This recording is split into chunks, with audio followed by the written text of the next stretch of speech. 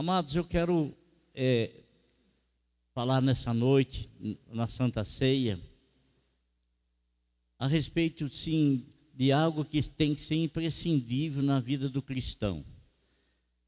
E o próprio nosso Senhor Jesus Cristo, ele exerceu isso na vida dele.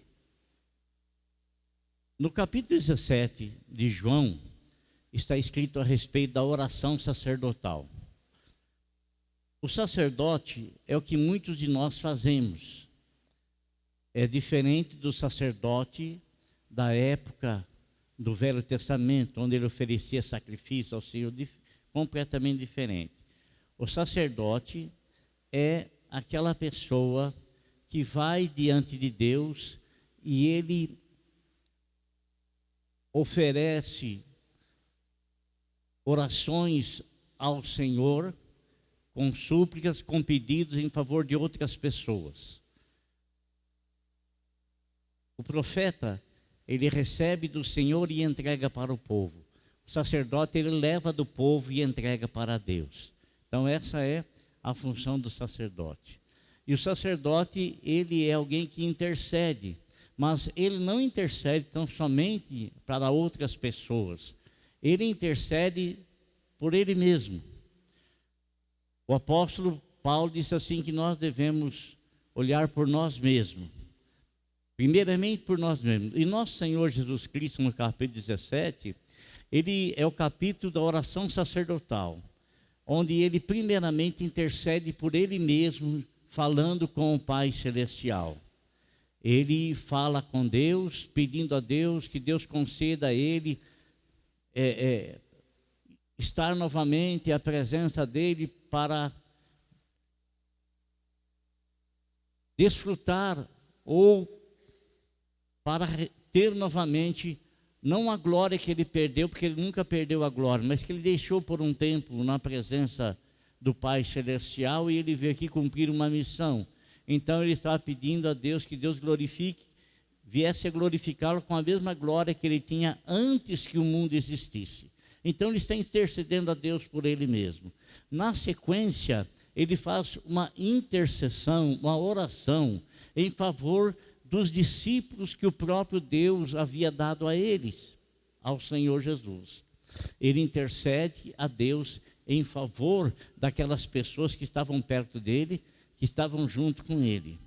Mas, nessa oração também, ele mencionou a mim diante de Deus, e mencionou a você também diante de Deus.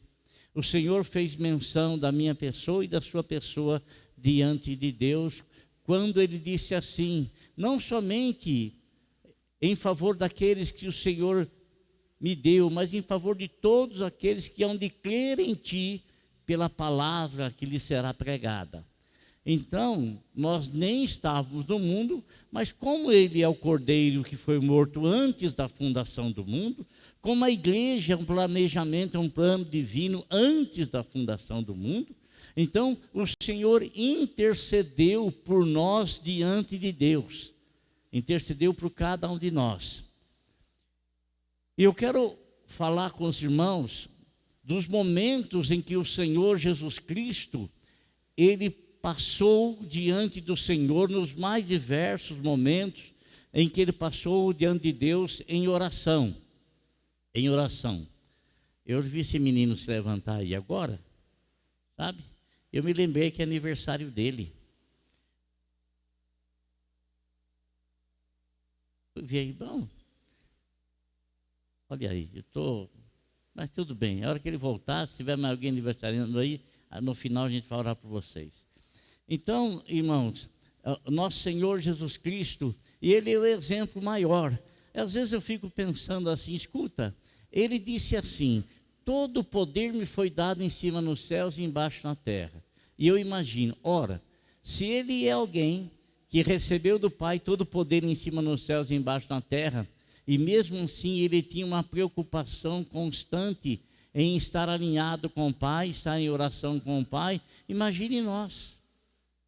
Então, não existe o cristão que permaneça na presença do Senhor se ele não realizar, se ele não fizer aquilo que é imprescindível na sua vida, que é orar.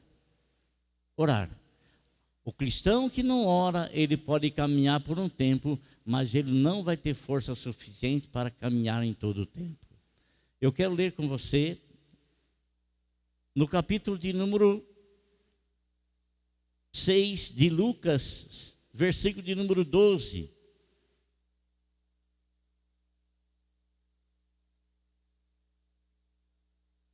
Está escrito assim. Você pode jogar aqui, por favor?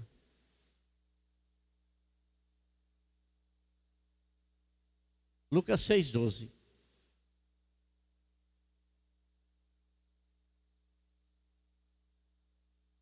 Num daqueles dias, ou naqueles dias, Jesus saiu para o monte a fim de orar.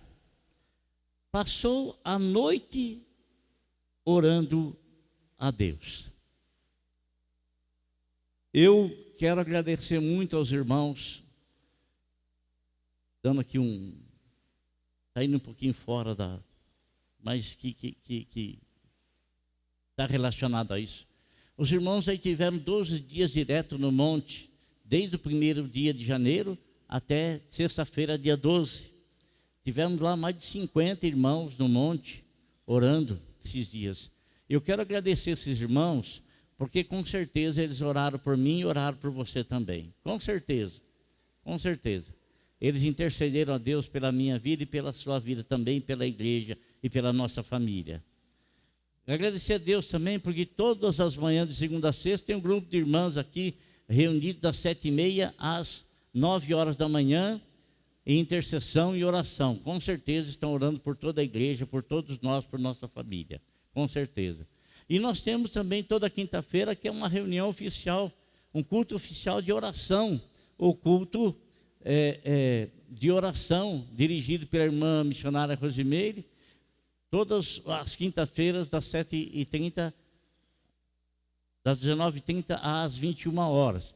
E se você quiser vir participar desse momento de oração, aí o convite está feito para você. Mas nós lemos aí, amado irmão, que o Senhor Jesus Cristo, dado a missão que ele tinha, dado aquilo que ele foi incumbido de fazer, ele precisava manter constantemente a sua firmeza e a sua determinação na missão que ele tinha. Quantos de nós, às vezes, começamos um projeto na nossa vida? Quantos de nós, às vezes, iniciamos algo na nossa vida, colocando alguma coisa como alvo, e a gente acha que por nós colocarmos alguma coisa como alvo, nós iremos alcançar isso com a maior facilidade. Nós iremos alcançar isso com moleza, com a maior moleza, a maior facilidade. E muitas vezes, quando começam a surgir as primeiras pedras no caminho, as primeiras dificuldades no caminho, porque sempre surgem, sempre aparecem, às vezes a gente começa a se desanimar, e a gente mesmo começa a falar, acho que não vai dar certo, porque surgiu um problema, surgiu outro, e a gente às vezes não tem aquela disposição de lutar e ir em frente no alvo que nós propomos. A missão que o Senhor Jesus Cristo veio cumprir era uma missão que nenhuma outra pessoa poderia fazer, nenhuma outra, absolutamente nada e ninguém, nenhum ser humano. Tinha que ser algo divino, tinha que ser algo que viesse da parte de Deus. E nosso Senhor Jesus Cristo, ele veio com uma missão dada, né? Uma missão dada, a missão que ele se colocou à disposição para realizá-la, para fazer. Eu não quero dizer aqui que ele não tenha medido a dificuldade que ele haveria de encontrar, porque ele não é igual aquele homem que faz um plano, faz um projeto, mas ele não calcula o que ele vai gastar com aquele plano, aquele projeto. E o Senhor Jesus Cristo nos chamou, nos fez um alerta com respeito a isso. Olha, quando você for fazer algo, meça bem, olha o que você vai gastar. Olha tudo que você vai colocar nessa construção. E veja se você vai ter condição financeira de iniciá-la e de terminá-la, para que você não fique envergonhado. você planejou algo, mas não teve um planejamento exato daquilo que você iria gastar. Enfim, você nem terminou e fica tudo meio acabado, meio sem condições, e fica uma situação muito difícil.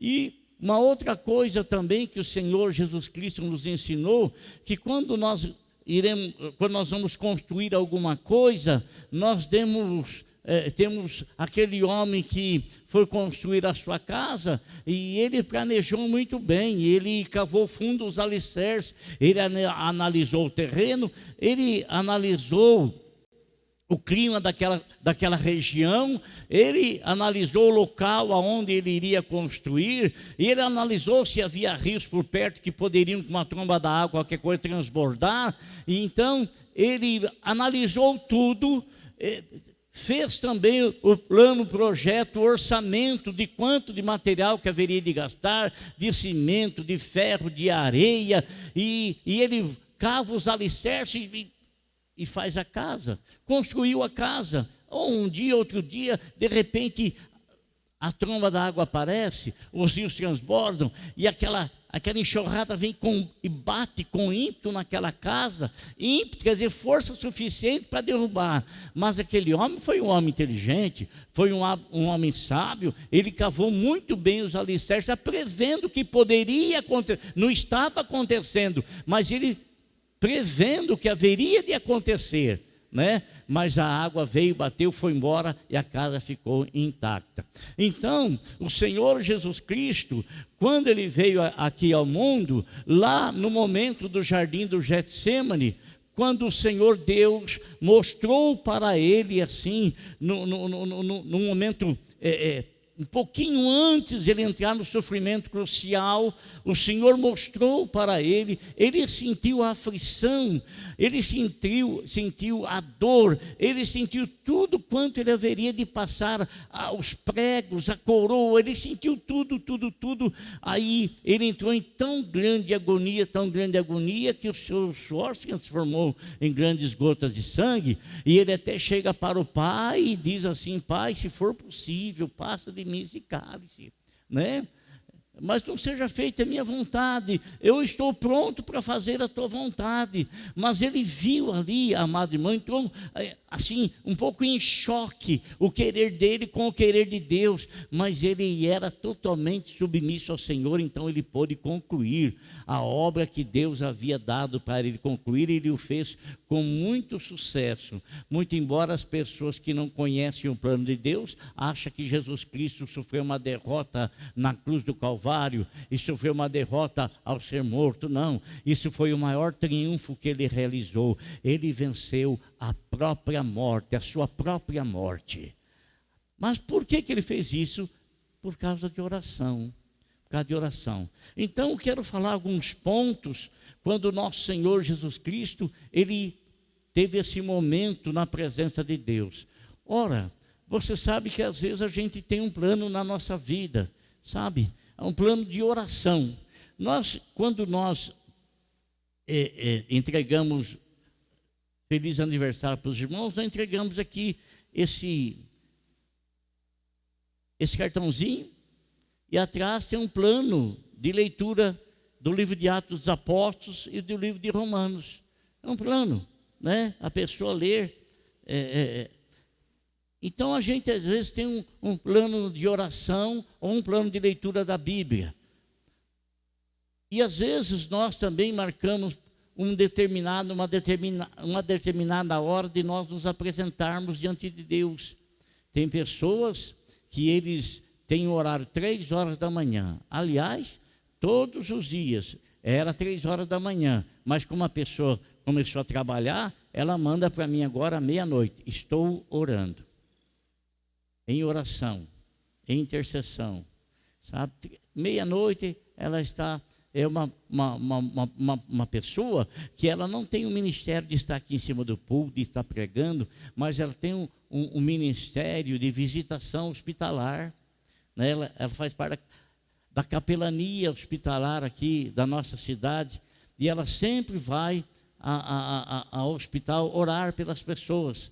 Ela vai então pedir a bênção de Deus e leva a bênção de Deus a essas pessoas que estão enfermas. Então, ela tem esse horário dela, e esse horário dela é moldado segundo o horário que ela tem de trabalho.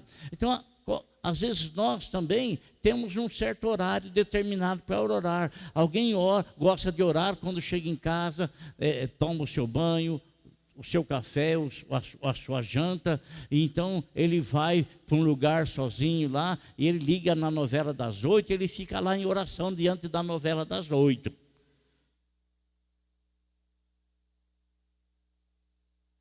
Não? Não, irmão? Não? Não? Amém. Então, a pessoa, amado irmão, ele tem o seu horário de oração.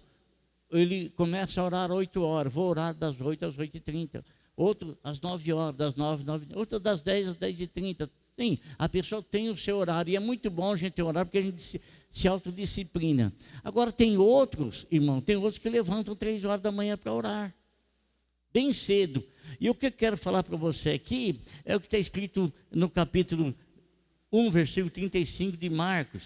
De madrugada, quando ainda estava escuro, Jesus levantou-se, saiu de casa e foi para um lugar deserto, onde ficou orando. Nós sabemos, amado, que era uma dificuldade muito grande Jesus estar sozinho.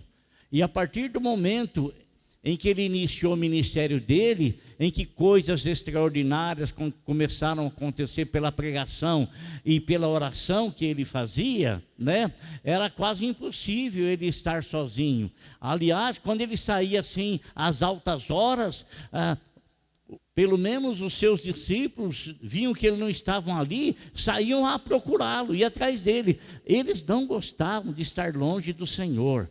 E é algo que nós temos que ter na nossa vida como discípulos do Senhor. Não gostarmos de estar longe do Senhor. Não gostarmos.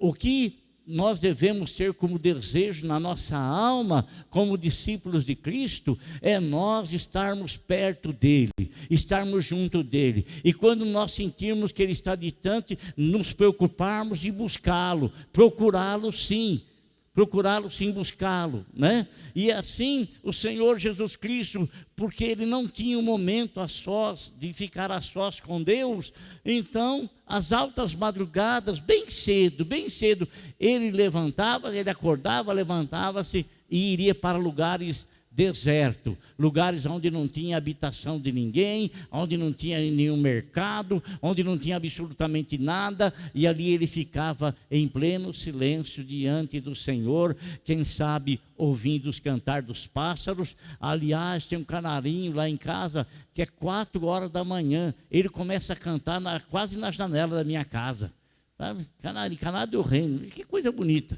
E como é que ele canta?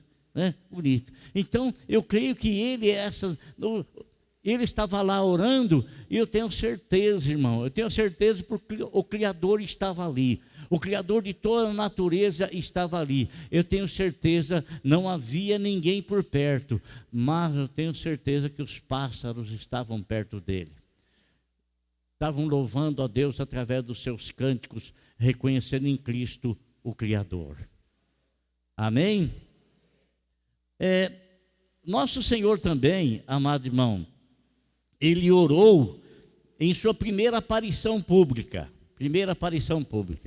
Você sabe que o Senhor Jesus Cristo, dos 12 anos, quando ele foi procurado pelos pais e o encontraram lá no templo, filho, por que você não disse que estava aqui? E o seu pai estavam preocupados, te procurando. E Jesus vira-se para os pais dele, né? E diz assim: vocês não sabem que me convém tratar dos negócios do meu pai? Que beleza, não? Você não sabe que me convém tratar dos negócios do meu pai? Aí dos 12 anos, irmão, até os 30 anos, 18 anos se passou, e não se ouve nada de Jesus. É bem verdade que muitas pessoas tentaram escrever muitas coisas, né? Bem verdade. Mas esses livros não são livros inspirados por Deus e, consequentemente, eles não estão no cânon sagrado. Mas o que nós conhecemos a respeito de Jesus, dos 18 anos até os 30, está escrito na Bíblia Sagrada? Nada. Nada. Não temos nenhum conhecimento dele. Nada, nada, nada. Alguém faz muita... A gente escuta algumas histórias tão bobas assim, e disseram que o Senhor Jesus Cristo, dos 20 anos, ele navegou lá para a costa da Inglaterra e tal. E sabe aquela coisa marabulantes, é isso? Mirabolantes, né? Coisas, história de cabeça de, né? Mas, na verdade, nós vamos ficar com aquilo que a Bíblia fala, nada, não fala nada. Logicamente, meus irmãos, logicamente que ele estava tendo um preparo para início de ministério, né? E quando o Senhor Jesus Cristo chega aos 30 anos de idade, o que ele faz? Então ele tem a sua primeira aparição pública. E essa primeira aparição pública se dá na frente de um primo seu, um primo que chamava-se João Batista, um primo que era exatamente 6 vezes mais velho do que ele, um primo que nasceu por um milagre também, porque os seus pais Zacarias e Isabel, né, eles eram avançados em idade e estavam numa idade que não podiam gerar, mas os dois, desde o momento em que eles se casaram, eles lutaram para ter um filho. Eles oraram para ter um filho, Só que a oração deles não foi assim respondida imediatamente. Não que Deus estava lhes negando um filho, mas o Senhor iria dar um filho a eles, mas na hora de Deus. E quando chega a hora de Deus, às vezes a hora do homem já passou. Eles, humanamente falando, já tinham passado a hora de ter filhos, já eram de idade. Mas as promessas do Senhor, elas são realizadas nos milagres. No milagre.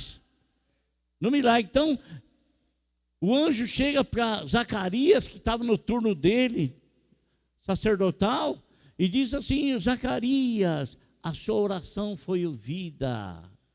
Deus está respondendo a sua oração. E João Batista ficou até meio aborrecido lá, né? Mas eu era novo, não teve nada, agora depois de velho.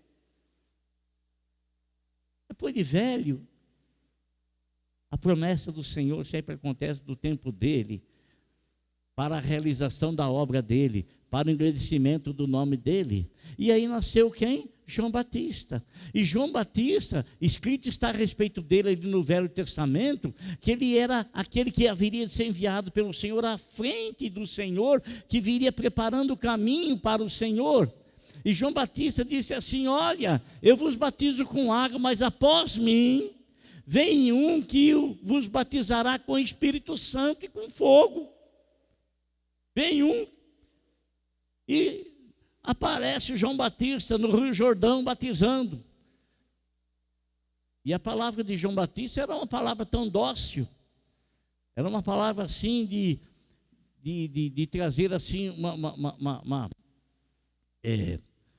uma doçura no coração daqueles que ouviam. Raça de víbora! Essa era a palavra dele. Dócil, não?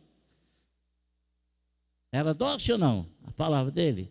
Raça de víbora, quem vos ensinou a fugir da ira vindoura?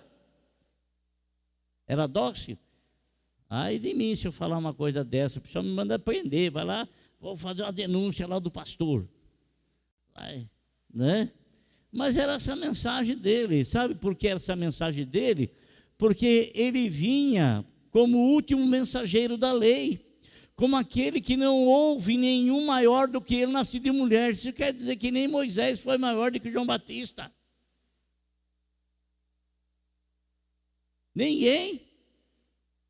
Ele foi o último, o último vínculo entre o Velho e o Novo Testamento. O último vínculo, João Batista. Então, ele veio para falar da lei, e era isso que a lei falava, era isso que a lei dizia.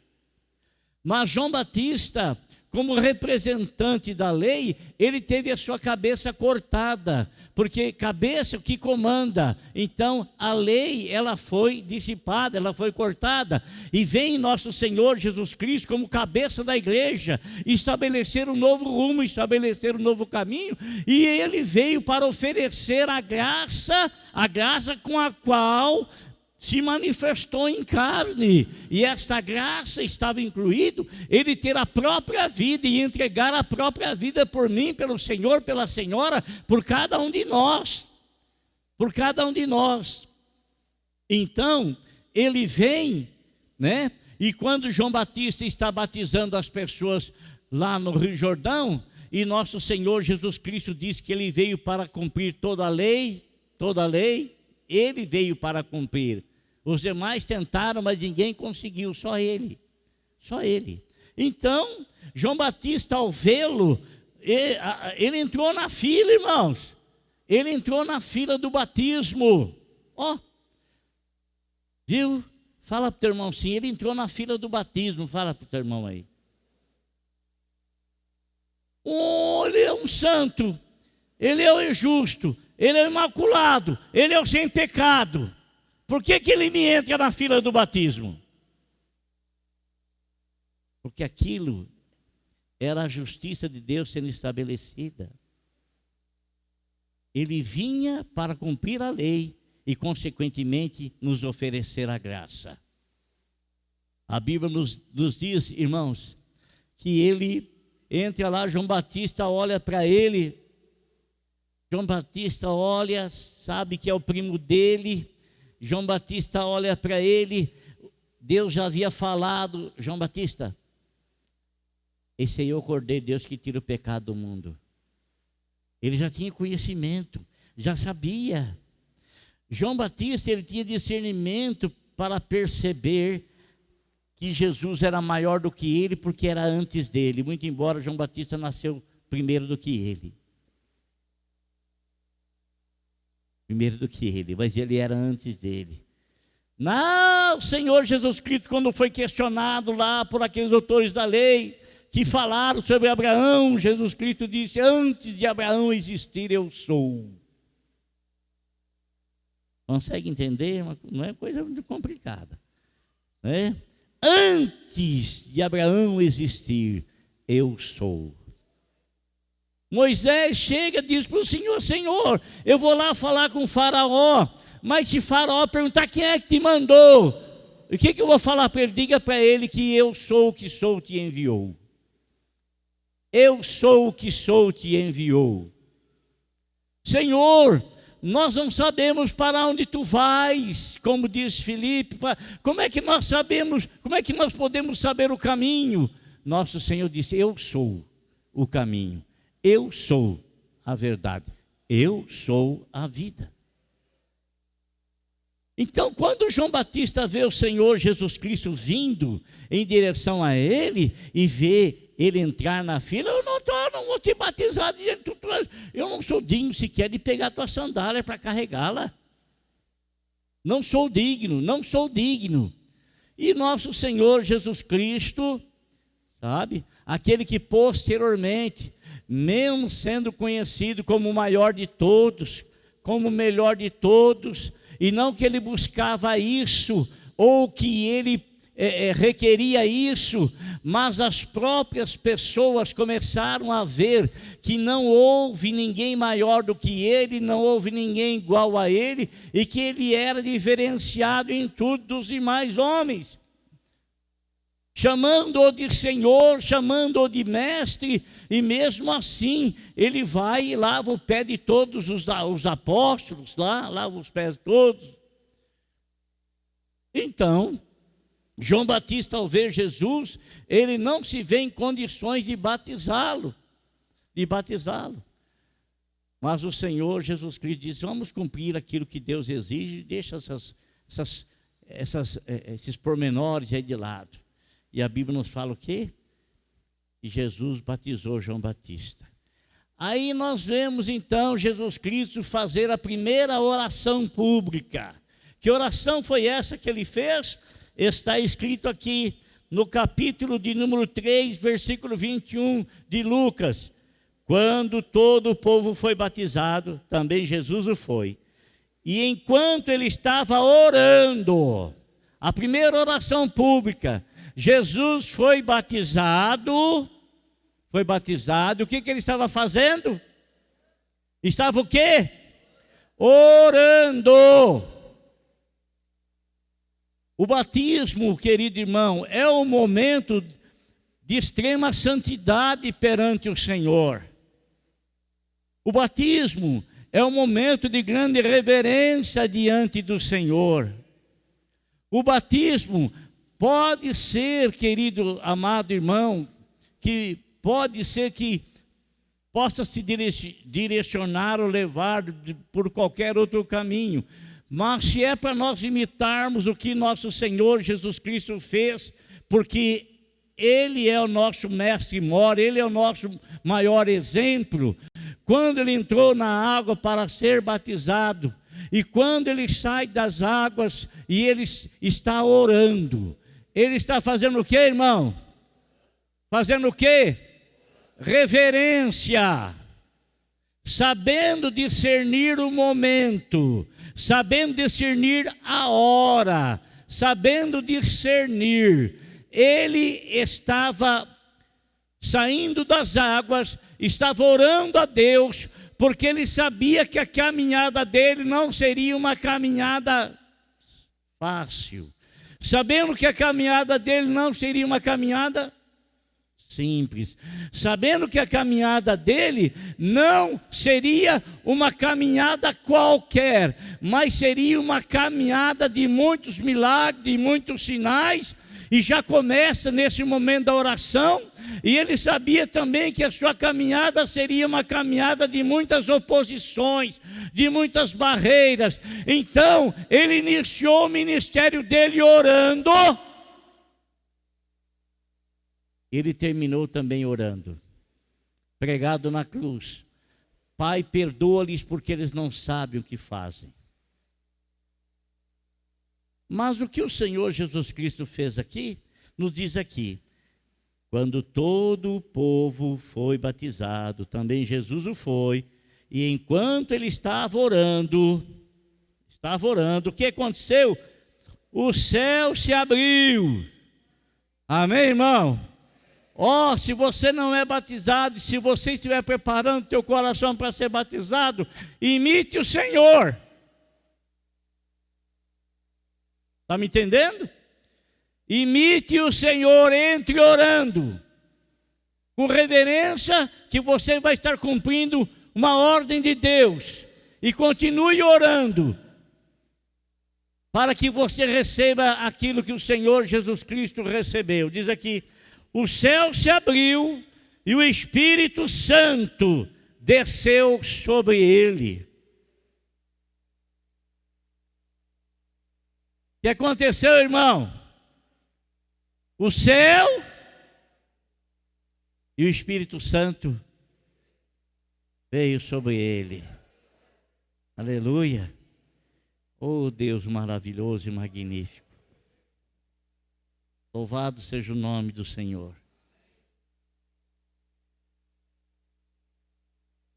Então ele fez a sua oração na sua primeira aparição pública. A partir desse momento, amado, ele começou a assumir o seu ministério. Ele começou a fazer milagres.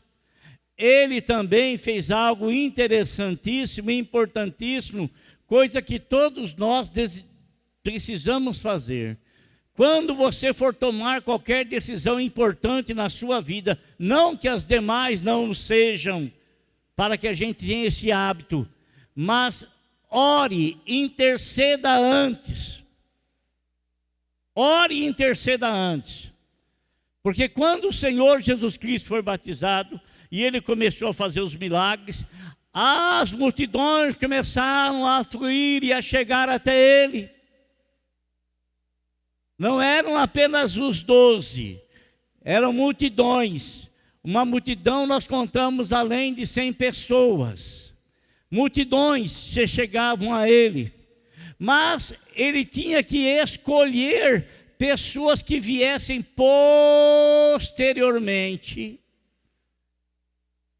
a se tornarem seus representantes, mas antes de se tornarem os seus representantes, elas precisavam passar por uma escola teológica, e não apenas uma escola teológica, de aprender as doutrinas que o Senhor veio ensinar, de aprender aquilo que o Senhor veio trazer para edificá-los, mas eles tinham que aprender também a ética ministerial, a ética pessoal, e não tinha ninguém melhor, e não tem ninguém melhor do que Jesus para ensiná-las. Ninguém. Então o que ele faz? A Bíblia nos diz aqui no capítulo 6, versículo 12 e 13 de Lucas: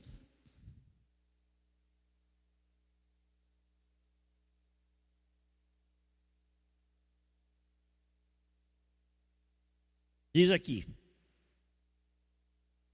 naqueles dias, Jesus saiu para o monte a fim de orar, e passou a noite orando a Deus. Ao amanhecer, chamou seus discípulos e escolheu 12 deles. Quer dizer, ele chamou os discípulos, não eram apenas 12, chamou os seus discípulos, e dentre esses discípulos, ele escolheu 12 deles, a quem também designou apóstolos. Então ele chamou os seus discípulos, e os seus discípulos estavam na formação de se tornarem apóstolos, representante dele. Agora, meu amado irmão, o apóstolo aqui é diferente do ministério apostólico, de apóstolo, melhor dizendo, lá em Éfeso. É diferente.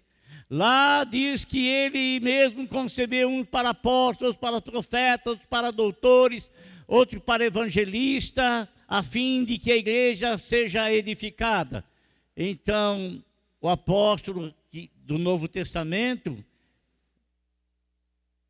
do ministério de apóstolo, é diferente desse aqui chamado pelo Senhor, chamado exclusivamente pelo Senhor. Porque o apóstolo tinha alguns requisitos. Tinha que ser uma pessoa que viu Jesus, e que tenha sido chamado diretamente pelo Senhor, diretamente pelo próprio Senhor. Diretamente. Tem muitas pessoas que usam o nome de apóstolo, e eu não sou contra, eu não tenho nada a ver com isso, né? Logicamente, o que eles estão reivindicando não é isso que o Senhor Jesus Cristo chamou e escolheu e designou, né? O apostolado é aquela pessoa que vai, que abre uma igreja e começa a administrar aquela igreja, enfim, né? É o apóstolo, o dom ministerial do apóstolo. Então, o que o Senhor queria fazer com eles, o que o Senhor estava preparando-os para serem seus apóstolos, mas antes de chamá-los, ele teve o seu momento, não apenas um momento, mas ele passou a noite toda orando. Amado irmão, eu passei perto de uma pessoa ali agora, ela falou assim para mim, é uma adolescente, falou assim para mim: eu tenho uma resposta de Deus. Eu falei para ela: se for para namorar, está errada a resposta. Se for a respeito, 12, 13 anos, está errada a sua resposta, 12 anos. E uma resposta positiva para orar, não, para namorar, não, está errada. Nem quero saber falar que veio de Deus. Não é não. Não é de Deus, não. Pode ter certeza de que não é de Deus, né? Não é de Deus. Então, mas aqui, né? Então, quando você vai tomar uma decisão importante, amado, uma decisão importante, uma decisão importante, ou qualquer outro tipo de decisão, porque o Senhor não apenas colocava diante de Deus as suas decisões importantes, Ele colocava as suas decisões, assim como nós também devemos fazer, colocar diante de Deus as nossas decisões. Algumas decisões que às vezes não tem muita, a expectativa de coisa boa, coisa ruim para acontecer. São decisões do dia a dia, corriqueiras, então não há necessidade de você passar lá 3 dias orando em favor daquilo, né? Mas tem decisões que são importantes, como essa aqui, né? A escolha de discípulos, a escolha para posteriormente se tornarem apóstolos, né? Era uma decisão importante, até porque essas pessoas seriam representantes dele, estariam representando-o, né? Então, mas ele passou a noite toda orando. Amém? Amados, eu vou fazer mais um tópico aqui para nós podermos encerrar. Uma outra oração que o Senhor Jesus Cristo fez, irmão, foi a intercessão pela fraqueza espiritual daqueles que o seguiam. Você acha que aqueles 12 homens que foram escolhidos pelo Senhor tiveram suas fraquezas? Você acha que aqueles 12 homens escolhidos pelo Senhor, eles começaram a andar com Jesus e as falhas, os erros deles não foram aparecendo? Foram sim. E é geralmente isso que acontece. A gente começa a andar com o Senhor e Ele começa então a mostrar para nós as nossas falhas, as nossas faltas e os nossos erros.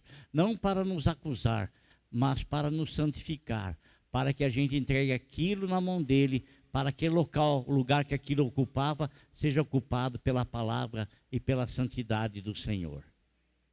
Então, olha aqui, irmão, o nosso Senhor Jesus Cristo, Ele chama um dos seus discípulos, um dos seus apóstolos.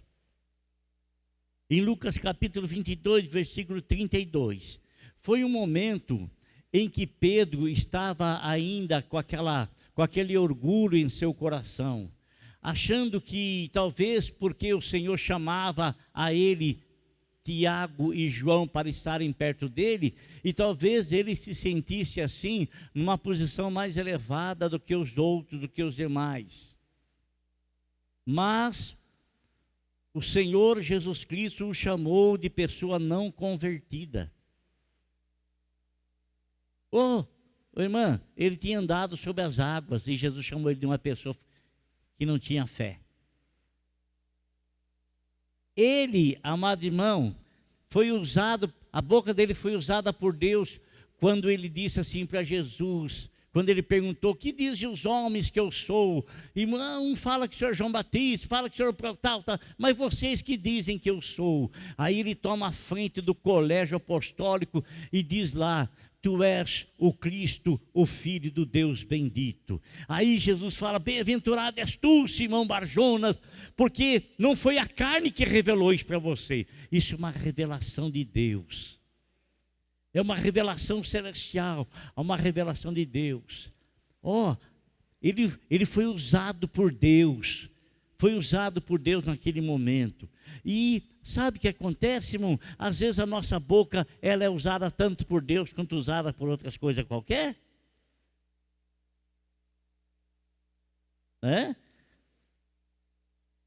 Às vezes podemos ser usados por Deus, podemos ser usados por outra coisa qualquer.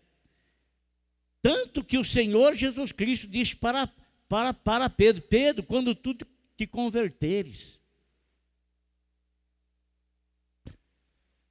confirma aos teus irmãos. Quer saber mais, Pedro? Satanás me pediu para te cirandar como trigo, mas eu roguei ao Pai por ti, para que a tua fé não desfalecesse. Entendeu, irmão? Você entendeu? Eu roguei ao Pai por você, para que a sua fé não desfalecesse.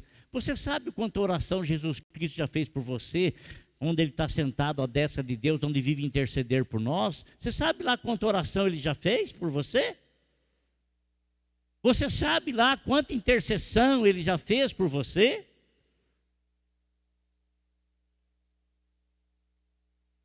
Você sabe quanta intercessão?